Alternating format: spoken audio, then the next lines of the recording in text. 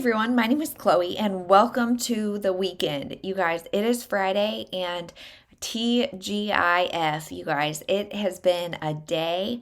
We started the day at like 1 something this morning, and so I am just like so tired. This could not be the better time for a weekend. So last night I finished two things. The lack of sleep is great for reading. So I finished two things. I finished You'll Never Believe What Happened to Lacey by Amber Ruffin and Lacey Lamar, and this is crazy stories about racism. And so this is exactly what it says. So this is kind of a memoir.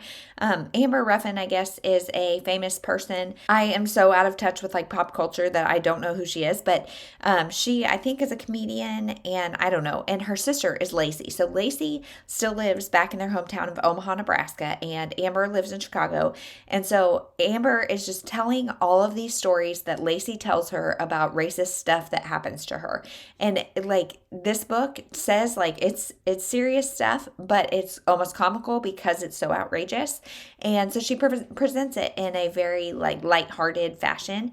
But as a white woman in the Midwest, this was pretty eye-opening of like, I cannot believe in 2021 people are still experiencing some of these things. So my complaints about this, I'm giving it 3 stars. My complaints are that it got very repetitive, but I think that's also part of the point is like living this life. It gets very repetitive when you are a Black woman in the Midwest, a very conservative location, that things are going to continually happen to you and things that should not be said and done. And so I think the repetitive nature, while it was like kind of off-putting to read, it also comes from a very privileged point of view to be able to say that it's off-putting. So I don't know really what to say about that. But also I wanted more from Lacey. So most of the book is told from Amber. Amber is telling us Lacey's stories. There are parts of it that are told by Lacey, but it's more of just like a brief interjection or like a little conversation between the sisters. The majority of the stories are not told by Lacey. So this was good and eye-opening and a 3-star read for me. So the other thing I finished was Landon and Shay Part 1 by Brittainy C Cherry, you guys. And I said, like, I've obviously been reading a lot of her because I'm going to be talking to her tomorrow, and because it's Black Author Readathon, and just because I love her and I want to read everything she ever even puts out ever. And so Landon and Shay, I picked up Silent Waters recently and said that was a favorite. So my favorites were Eleanor and Gray, Silent Waters, and Behind the Bars. And you guys, this one is definitely being added to that list of favorites. This was a 5-star read for me. I loved it. I'm not going to talk too much about it because I think I talked for like almost 10 minutes about it in my last vlog. But basically this book is about Landon and Shay. They are 17 and 18, I think, or right around there. They're junior and senior in high school when the book starts, and they are enemies. They just don't get along. She is like a very good girl, just very like studious and kind and all that kind of stuff. He is this very like hardened, scarred, darker kind of jerk individual that really has a lot of walls up, but both of them have so much going on. And so one night he has a party. She goes with a friend because she like it feels guilty. It's a friend thing, and she walks in on him like making a bet that he can get her to fall in love with him. And so she says, okay, let's make this a bet. Let's see who can get the other one to fall in love with him first. And I loved that was like all out in the open from the beginning. There was never any like manipulation or miscommunication or secrets or anything, because anytime like the How to Lose a Guy in 10 Days trope, if that's a thing, anytime it's founded on like that manipulation, I have a really hard time buying into it. But this, like, it from the get-go, it was out in the open. They're both like, okay, challenge accepted, whoever, like, we're gonna try to make each other fall in love with us. Enemies to lovers is also not my thing, but I feel like this was done so well because this was like bantery, and they were not like they were enemies, but it was like in a much more lighthearted way. And like I said, both of them have a lot going on. And so when the chips are down and they were really in a low spot, the other one was always there for them. And it wasn't like they're going to try to kick them when they're down. There wasn't a lack of empathy. Like that empathy feeling is strong. And so I loved this. And so just a glimpse into what is going on. His parents, Landon, are kind of absentee. And so He had an uncle that was like a father to him, but he passed away from suicide. So if that is a trigger, then definitely be wary of this, because that is a big part of this. Mental health is also a very big topic in this, and I loved the way it was handled. Therapy is discussed a lot, different coping strategies, and just the stigma and all of that. It is so well done, and I really loved that. I also loved that it was Landon that was kind of struggling with his mental health. It wasn't the stereotypical kind of female thing. And I loved this. And she has some other things going on. Her dad was a drug dealer and spent some time in prison, and her grandmother lived with them, and the grandmother and the mother and the father do not get along, and there's a lot of tension at home. So there's a lot of things going on, and the way they rely on each other, and even though they're enemies, like, it is just so sweet, you guys. It is so sweet. And they talk about the 5 love languages, and she is into theater, so he gets into theater, and so I just loved it. And there's an emphasis on like books and things, and her cousin, so she spends a lot of time with her aunt and her cousin is very introverted and bookish, and I want her to have her own book so bad. But anyway, this book ends with like a ... and so I have to pick up Landon and Shay part 2. So this is what I am going to start right now. It is almost 3 o'clock, so it is nap time. We kind of got nap time going late, and so I'm hoping to have at least an hour of reading. However, I am so tired that I may not even start this, because I don't want to like skim through it, like not really be absorbing it, because I'm so tired. So I might try to crash for a little bit and then read before the kids get up, or this may just wait until tonight. I don't know, but I cannot wait. I need more of this.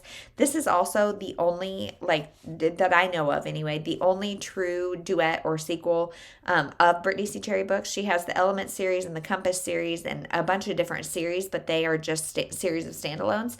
But this one obviously is a direct following, I believe, of Landon and Shay. So as a couple, we get like 650 pages of them, and I am so here for it. So loving it. Can't wait to pick this up, and that is it. So life-wise, today is negative 19 degrees. You guys, I cannot make this up. It's actually like 0 degrees, but the wind chill is negative 19. And for the next week, I think the highs are in the single digits, which means with a wind chill, they'll be well under. And the lows are like negative 16, and that is without a wind chill. So it is going to be so cold. We, in fact, have like a heater on in our garage, just because we have like pantry food in our garage and like canned stuff that I think will freeze. And it is so miserably cold. And it is a challenge to come up with things to do all day with a 3-year-old and an 8-month-old. And so this morning, what we did is a couple of different things. We did a Beachbody bar class, and so I loved that, and it was really fun. Ainsley loved doing it with me. And then I did something I saw on Pinterest, I think, or maybe one of the mom blogs I follow or whatever, but I cut a big red heart out of poster board. And then I put contact paper on it with the sticky side sticking out. So then I gave her a whole bowl of like table decorations and pom-poms and a whole bunch of different things that she could stick to that heart. However, I put it in the opposite side of the house, so she had to run each time she wanted something, because my kid needs physical activity, like, or else she's crazy. And so I did that, and it worked out really good for the lighter stuff, but the heavier stuff would not stick. And so it kind of turned into a buzzkill, but whatever. And then I tried to get her to like sort them and stuff, and she wasn't into that. So kind of a fail, not terribly. And then today's the last day of the letter H for this week. And so she is coloring in her H book, and I don't know what else we did. Like, somehow this morning kind of flew by, and I'm so grateful for it, because it has been a day already. It's 3 o'clock and I feel like it's midnight. So I am going to go lay down. I think after nap, we are going to work on Valentine's a little bit more, and we're just delivering them to our neighbors. And now I'm like, shoot, I'm going to have to walk up and down our street in the negative friggin' 19 and deliver all these Valentines. Gonna have to do that. But so we're gonna work on that, and then I feel like I've got something this evening and I cannot remember what it is, and so I guess I'm good. I guess I don't have anything. I don't know. I'm not doing anything. So yeah, I think that's it. Friday. Whoop, whoop, whoop. I will talk to you tomorrow.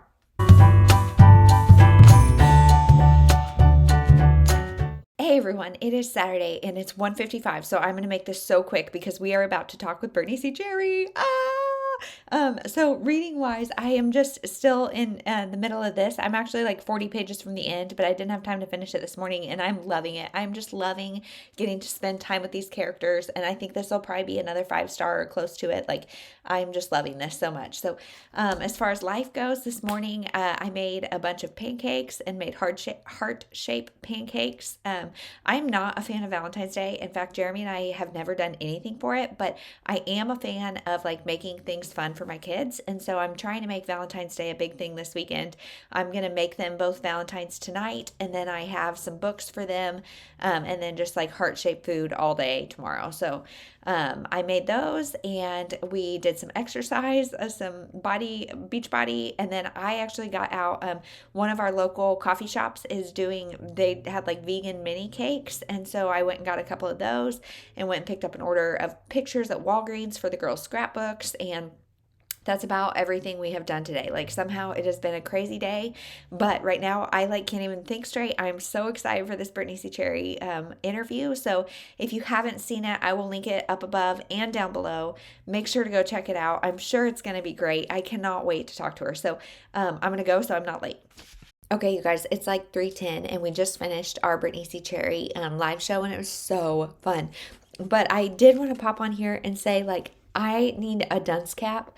And I may or may not even edit it out because I feel so stupid saying that. But like, when I was talking about how I wanted her cousin's story from from Landon and Shay, I've already read her cousin's story. Her cousin is Eleanor from Eleanor and Gray. I'm like, Eleanor, I don't even know, but so that is the connection. And I just asked her what order she wants things to be read in, and she said read Eleanor and Gray first and then this duet. So I'm doing it in the right order, and yes, I just am so into this story that I wasn't even thinking about the other books. And so yeah, her cousin, we do get her story, and it's awesome.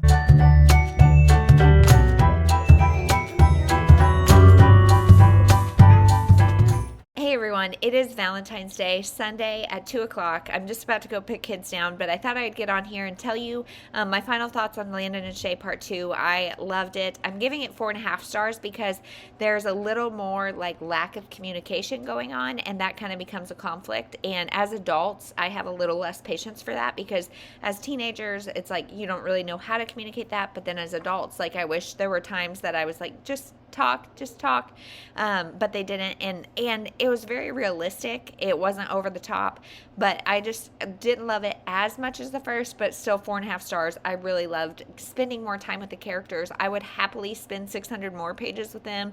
I loved them and would highly recommend. So I don't know if I said it, but Landon and Shay Part 1 is them when they're like teenagers, and Landon and Shay Part 2 is them as adults, and there's like a gap of time in between, and I just loved it. I loved the conversation around mental health in males and strong females, and I loved this book. I loved this book so much, and I really enjoyed getting to talk with Brittainy C Cherry yesterday, especially having just loved and read those, and so it was just a great experience. I would highly recommend those. And so then I picked up Just Like Heaven by Julia Quinn, and you guys, this was going to be like my last-ditch effort with historical romance. I have this one on my shelf. I said I was going to read it for Historathon, and so I thought, well, I'm going to give it a shot, and if I don't like it, I'm going to just say that genre is not for me, at least at this point in time. And I'm like a third of the way through, and I'm loving it, you guys. I am loving it, and I don't know why. Like, the writing style is just, it feels like a modern contemporary story that just so happens to be told in like historic times. So this book is about this girl. It's kind of a brother's best friend romance. So this guy was her brother's best friend. His name is Marcus, and he was like 6 years older or something. And so her brother was always like, leave us alone. And Marcus was kind of like the sweet one that was like, she's fine, like just let her come along, but whatever. And now they're adults. He is some big time. I don't even know what he is, what his title is, but he's titled. And she is from the Smythe Smith family. And so he always like didn't didn't really have a family, and so they really welcomed him in. And so now they're adults, and she is like trying to find a husband, and they just have a quirky relationship. I'm loving it. She like tried to fall in, she created this hole and tried to fall into it, so then her Prince Charming would come rescue her. However, he fell into it and got like severely injured, and then it took like hours for her to get somebody to help him, so he's like super duper sick and she's taking care of him. And I love that trope. Like, I love, that is the only reason I love the hating game, is because that trope when one of them is really having to be the caretaker for the other, and not in a like submissive typical gender role kind of way. Like, that is not good. Like, these are both very strong people, and she just is like taking care of him because of like the softness of her heart and wanting to make sure he's okay and genuine concern for him. And I'm loving it. And so I don't know, of course this is like then putting me into an existential crisis of like, do I need to read all the historical romances? Do I need to read more Julia Quinn? Because I think this is my first Julia Quinn, and so I don't know, you guys. I don't know. And now I don't have any more of the Smythe Smith Quartet. And so I don't know if I'll get to it or not, but like I want to. I don't know. I'm only like a third or a half of the way through, so I have time to think through this, but we'll see. And so thank you to Ashley from Ash Heart Books for recommending this to me, because if she hadn't, I probably would have just unhauled it and said it's not for me, but I'm really liking it. So that is everything reading wise. Life wise, yesterday I got the girls Ainsley some heart doilies and some fun stickers, and so she made more Valentines, and so that is great. Today we did some like Valentine's Day tracing and stuff, so she's really working on like fine motor skills. Jeremy actually took her to gymnastics today because Annie was sleeping in, and it is so cold and icy. I was like not sure if I wanted to be on the roads, and so he took her, and that was like really sad, but like fun to have the time alone, but also sad, like 'cause I missed her. And so I just hung out with Annie and made lunch, and so that was good. We have been eating all the heart-shaped foods today. So this morning, we had heart-shaped pancakes with yogurt and heart-shaped strawberries. For lunch, we had heart-shaped cucumbers with guacamole and sweet potatoes and peaches, and just all the heart-shaped foods. And so that has kind of been the day. We don't really have a whole lot going on. I got the girls 3 Valentine's Day books each, so they opened those and we read those, and we're really just having like a cozy day inside because it is cold, you guys. There's just not anything else to do. So that is really everything for this weekend. How was your Valentine's Day? Like I said, if we had any big plans tonight, I would tell you, but I don't think we do, and I don't think we'll really even have anything to show. We may do a little painting after nap, may watch the little kids' church. I don't know. I mean, we're not going to do anything crazy. So that is it. I hope you're having a wonderful day, night, weekend, week, whatever, when you're watching this, and we'll talk to you in the next one. I forgot to say, I got an email this morning from Book of the Month saying if I forwarded that email to somebody, they could get their first month of Book of the Month for $5. I have never seen that, and like I think the normal referral code gets you like $10 for your first book, but this one is $5 for your first book. So if you are interested in joining Book of the Month, let me know. Comment down below, send me a message on Instagram, whatever. I actually changed my Instagram name to Always Booked 1820 because those are the years my kids are born, 18 and 20. So Always Booked 1820 is now where you can find me on Instagram. But send me a message, one of those places, and let me know that you want that email for $5 for your first month. Like I said, I've never seen that, and I was baffled. And so if anybody wants it, I'll just give it to the first comment I see, and that's it. So thanks again for watching. I hope you have a great day.